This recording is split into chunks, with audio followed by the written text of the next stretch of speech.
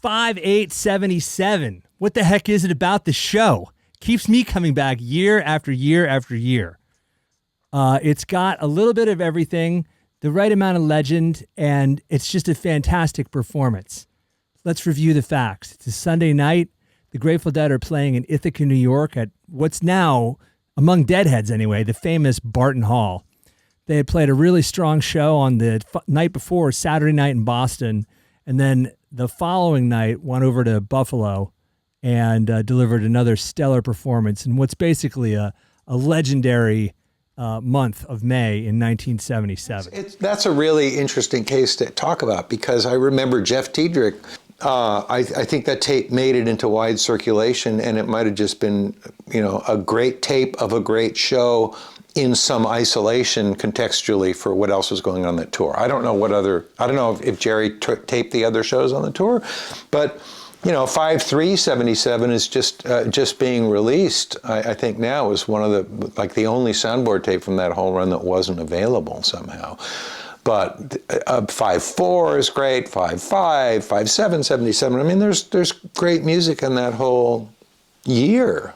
So I think it had to do with the availability of the tape, as well as the amazingness of and also just, oral history, oral tradition. The tape gets handed along with, you're gonna fucking love this.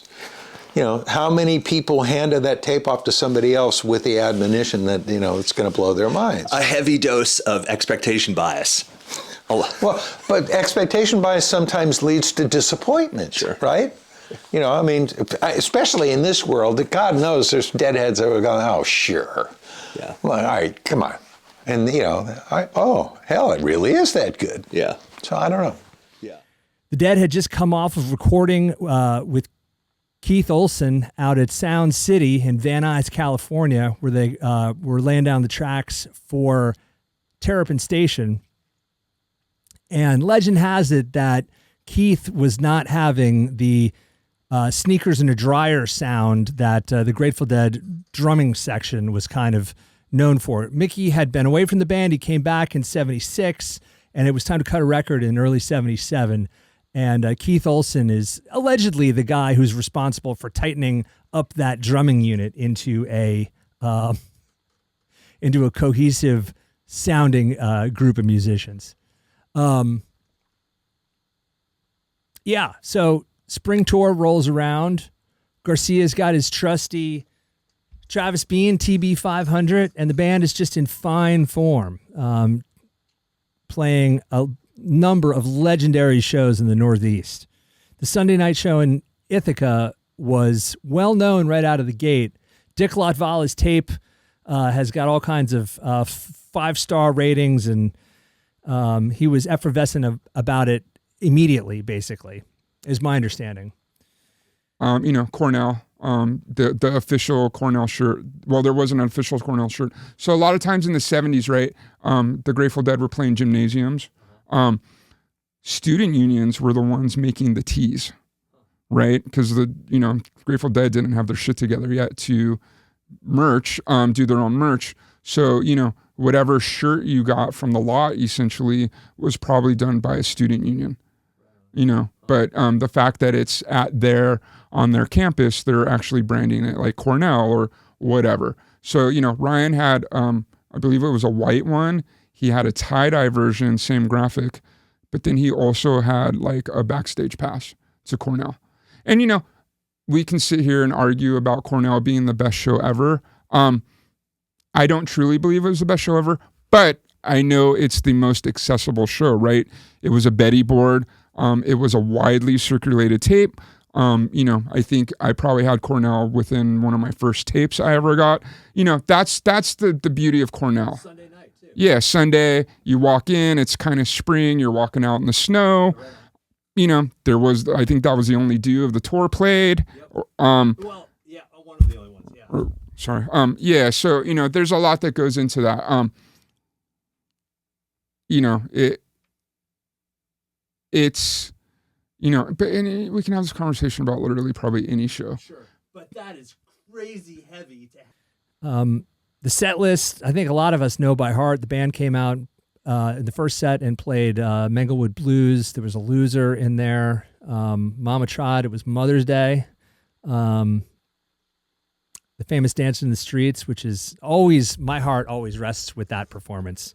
But the real fireworks start during the second set. The newly conjoined twins of Scarlet Begonias and Fire on the Mountain are the second set opener, and it's just a magnificent version, really like the reference version, I think, for a lot of us. Certainly was the first version that my friend who turned me on to the Grateful Dead, I vividly remember him sitting me down and making me listen to that start to finish, which was kind of a tall order for the 10th grade me to sit there and, oh, wow, yeah, this is really good. Wow, amazing. And they follow that up with Weir's new song, Estimated Profit. And then there's the St. Stephen, Not Fade Away, Morning Dew, One More Saturday Night. Kind of in my haste and reductive thinking, when I was trying to figure out what it is that makes this show so famous, it has to be the St. Stephen. They couldn't have played it more than just a handful of times on the spring tour. Well, it wasn't a super rarity back then. It was, I think maybe you'd consider it a bust out. Yeah, it wasn't a super rarity, but Morning Dew was.